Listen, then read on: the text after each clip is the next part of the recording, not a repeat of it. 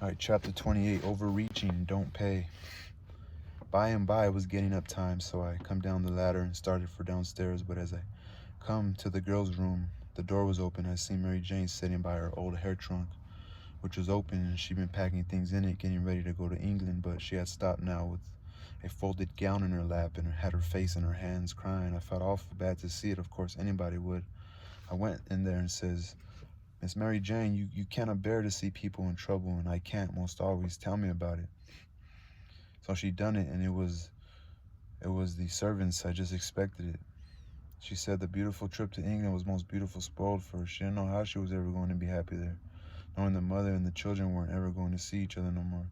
And then busted out bitterer than ever and flung up her hands and says, oh dear, dear, to think they ain't never going to see each other anymore. Well, why are they going to leave? Oh, she's talking about their servants. The mother's not going to be able to see her kids.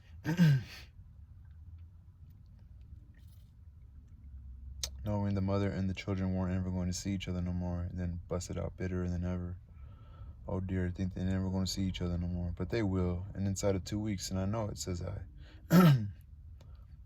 Laws, it was out before I could think, and before I could budge, she throws her arms around my neck and told me to say it again, say it again, say it again.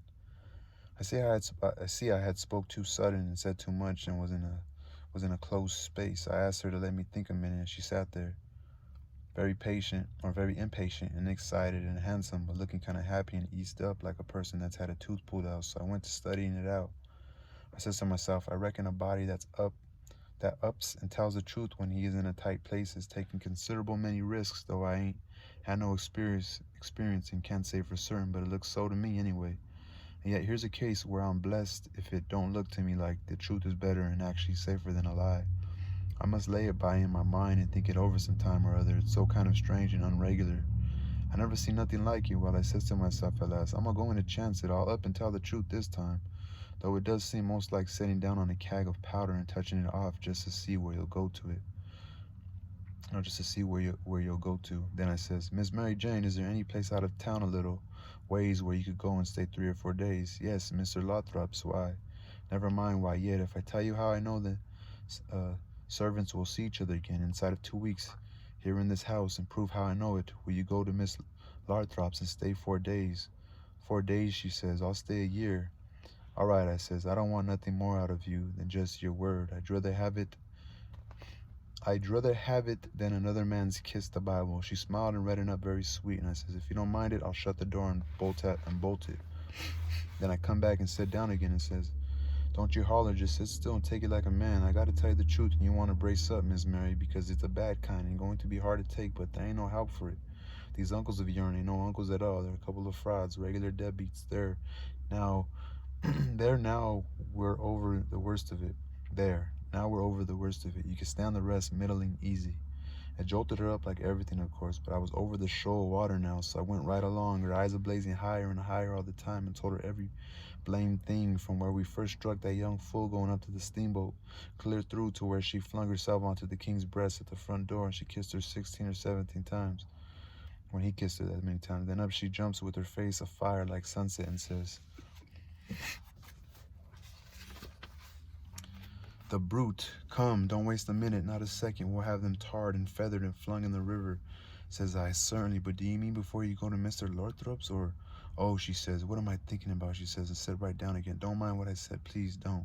You won't now, will you? Laying her silky hand on mine in that kind of a way that I said I would die first. I never thought I was so stirred up, she says. Now go on, and I won't do so anymore. You tell me what to do, and whatever you say, I'll do it. Well, I says, it's a rough gang, them two frauds, and I'm fixed so I got to travel with them a while longer, whether I want to or not. I'd rather not tell you why, and if you was to blow on them, this town would get me out of their claws, and I'd be all right. But there'd be another person that you don't know about who'd be in big trouble. Well, we've got to save them, hain't we? Of course. Well, then we won't blow on them.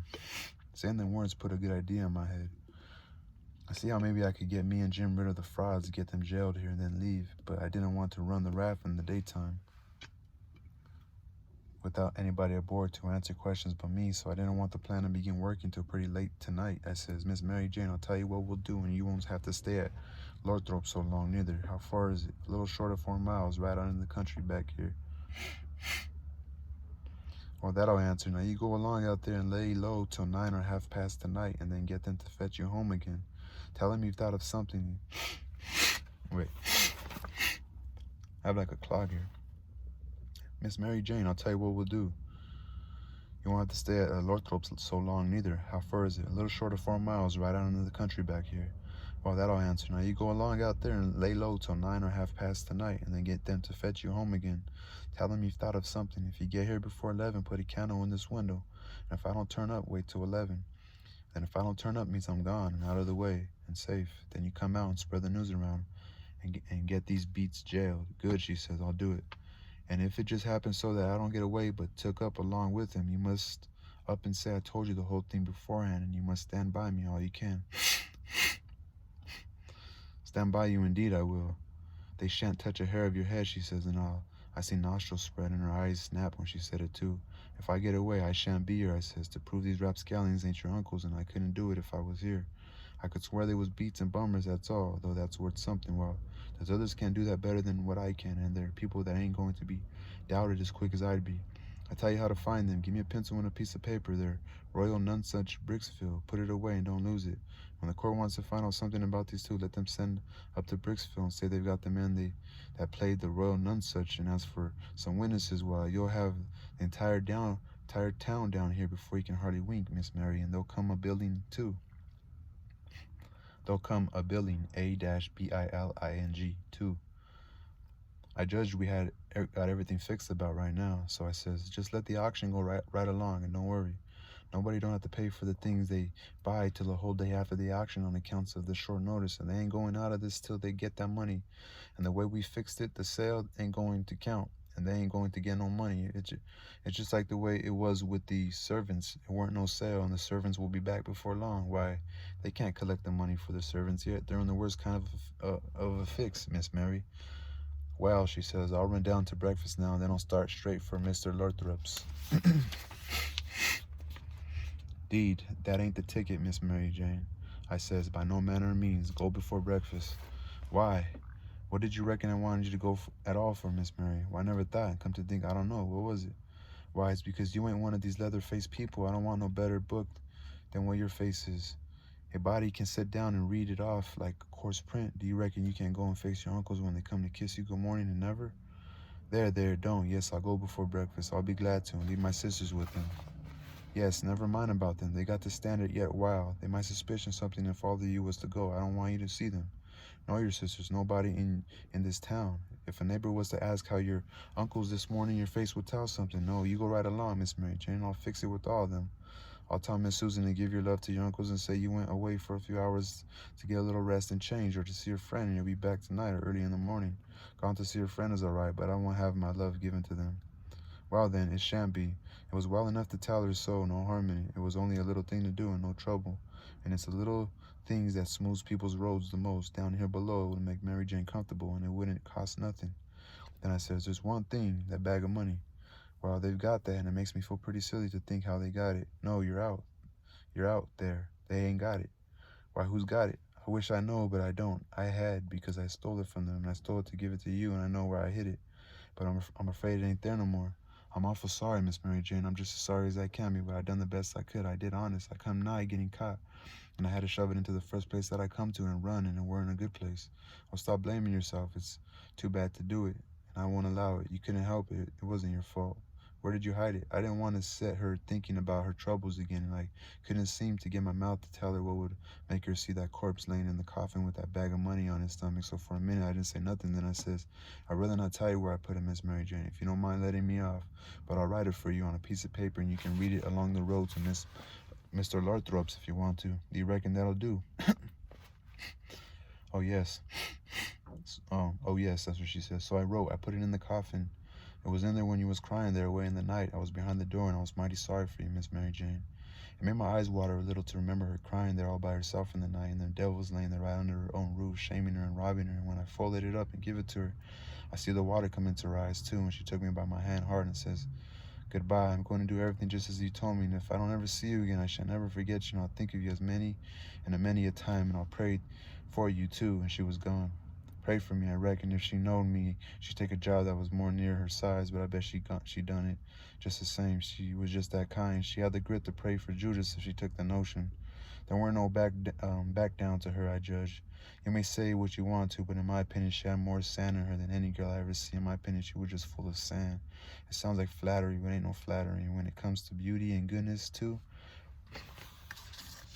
she lays over 'em all. I ain't never seen her since that time that I see her go out of that door. No, I ain't seen her since, but I reckon I've thought of her a million times, and of her saying she would pray for me, and if ever I'd have bought, and if ever I'd have thought it would do any good for me to pray for her, blamed, I wouldn't have done it or bust.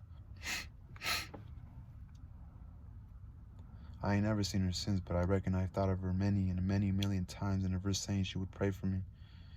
And if ever I'd have thought it would do any good for me to pray for her, blamed it, I wouldn't have done it or bust. While Mary Jane, she let out the back way, I reckon, because nobody see her go. When I struck Susan in the hair lip, I says, "What's the name of them people over on the other side of the river that you go see too sometimes?" They says that there's several, but it's the Proctors mainly. That's the name. I says, I almost forgot it. Well, Miss Mary Jane, she told me to tell you she's gone over there in a dreadful hurry. One of them sick. Which one? I don't know. Leastways, I kind of forgot, but I think it's sakes alive. I hope it ain't Hannah. I'm sorry to say, I said, but Hannah's the very one. My goodness, and she's so well. Only last week, and she took bad. It ain't no name for it. They set up with her all night. Miss Mary Jane said they don't think she'll last many hours. Oh, think of that now. What's the matter with her? I couldn't think of anything reasonable right off the way, so I says, mumps. Mumps. She, I couldn't, so right off that way, so I says, mumps. Mumps, your granny. They don't set up with people that's got the mumps. They don't they? You better bet they do with these mumps. These mumps is different. It's a new kind, Miss Mary Jane said. How's it a new kind? Because it mixed up with the other things. What other things? Well, measles and whooping coughing. Erysipelas and consumption and allergenders and brain fever and I don't know what all. My land, and they call it the mumps. That's what Miss Mary Jane said. Or what's in the nation do they call it the mumps for? Why? Because it is the mumps. That's what it starts with.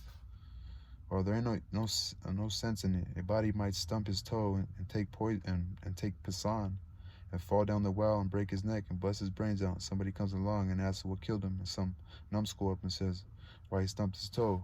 Would there be any sense in that? No, and there ain't no sense in this. Neither. Is it catching? Is it catching? Why, how you talk? Is a harrow catching in the dark? If you don't hitch on to one tooth, you're bound to another, and ain't you? And you can't get away with that tooth without fetching the whole harrow along, can you? Well, these kind of mumps is the kind of harrow, as you may say, and it ain't no slouch of a harrow, nother. You come to get it hitched on good. Well, that's awful, I think, says the hare lip. I'll go to Uncle Harvey and... Oh, yes, I says I would, of course, I would. I wouldn't lose no time. Well, why wouldn't you? Just look at it a minute, and maybe you can see. And your uncle's obliged to get along home to England as fast as they can. Do you reckon they'd be mean enough to go off and leave you to go all that journey by yourselves? You know they'll wait for you. So good. Your Uncle Harry's a preacher, ain't he? Very well, then. Is a preacher going to deceive a steamboat clerk? Is he going to deceive a shipwreck so as to get them to let Miss Mary Jane go on board? No, you know he ain't. What will he do then? Why, he'll say, it's a great pity, but my church matters has got to get along the best way they can. For my niece has been exposed to the dreadful pluribus unum mumps, and so it's my bounden duty to sit down here and wait the 3 months it takes to show on her if she's got it. But never mind, if you think it's best to tell your Uncle Harvey. Shucks, and stay fooling around here when we could all be having good times in England whilst we was waiting to find out whether Mary Jane's got it or not. Why, you talk like a muggins. Well, anyway, maybe you better tell some of the neighbors. Listen at that now. You do beat all for natural stupidness. Can't you see that they go and tell? There ain't no way but just to not tell anybody at all. Well, maybe you're right, says I. Judge, you are right.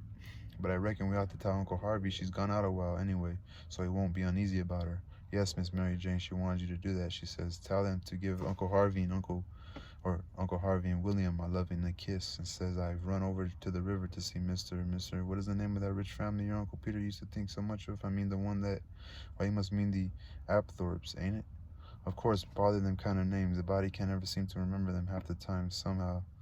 Yes, she said, say she has run over for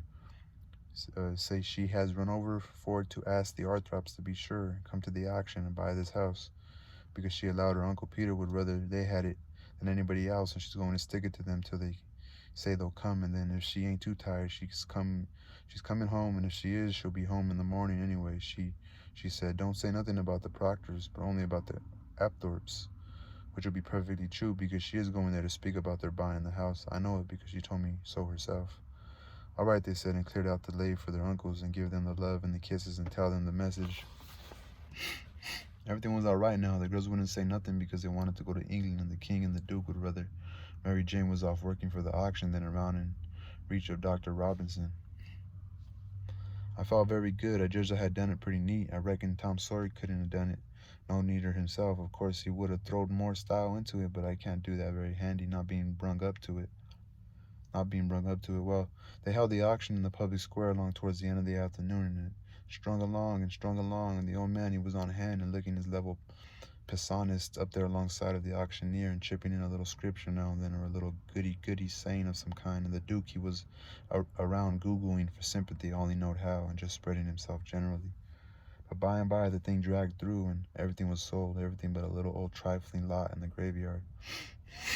So they got to work that off. I never see such a giraffe as the king was for wanting to swallow everything. Well, whilst they was at it, a steamboat landed, and in about 2 minutes up comes a crowd of whooping and yelling and laughing and carrying on and singing out, here's your opposition line, here's your 2 sets of heirs to old Peter Wilkes, and you pays your money and you takes your choice. I think the real brother showed up maybe. So that was the end of chapter 28.